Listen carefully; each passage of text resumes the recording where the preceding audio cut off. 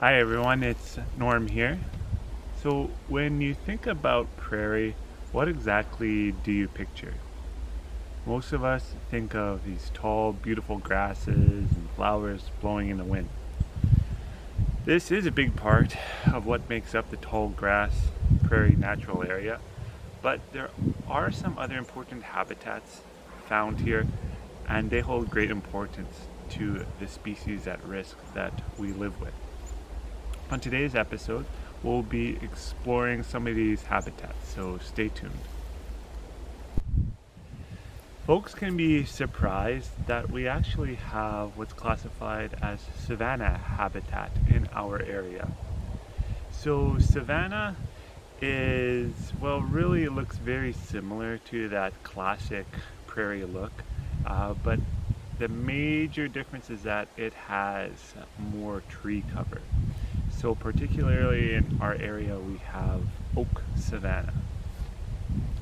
Now, when the tree cover becomes more dense, like we're standing in this area here, that switches to another habitat that has a lot of different names.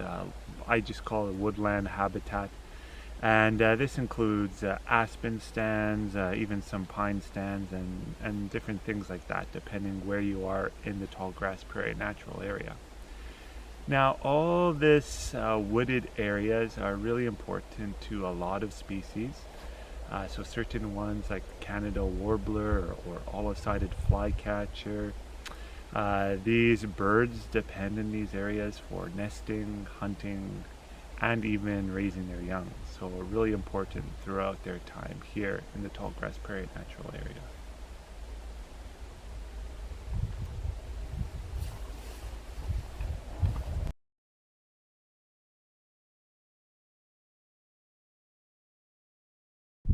Manitoba is fairly well known for all our various bodies of water.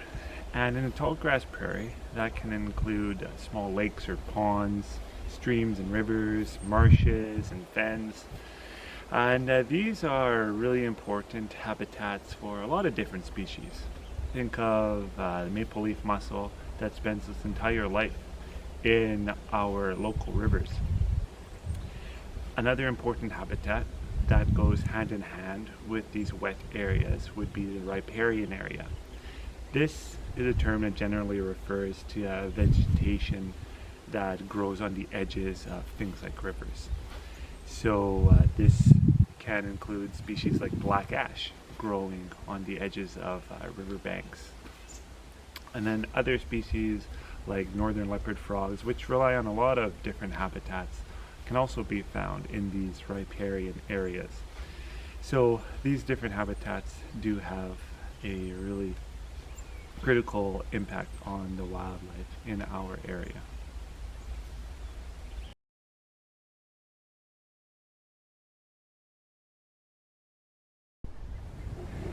An important area to also mention is our more developed areas. So think urban areas or even agricultural lands. So when we're talking about agricultural lands, there's species like bobolink who actually have adjusted to decrease tall grass prairie habitat and now tend to nest in croplands, which is great because they feast on pest insects of the crop. American badgers are found in pasture lands where they dig their dens or sets. And then common birds that we see around the farmyards will be things like barn swallows, who make use of man-made structures to build nests in, and chimney swift can be thrown in that group as well, building their nests in chimneys.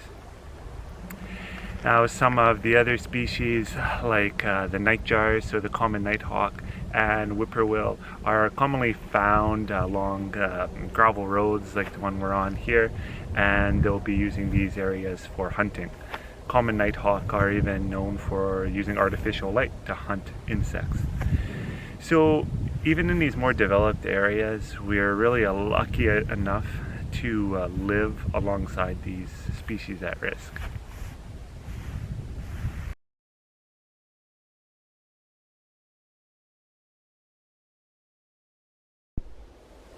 These are just some of the more common habitats we have here in the Tallgrass Prairie Natural Area. And I really think that this diversity in habitat speaks to the diversity in the species that we have living here. So I've come to appreciate this about our homeland and really look forward to exploring these habitats later on, season to season. There's always something changing out here. So thanks for watching this episode, everyone, and we'll see you on the next one.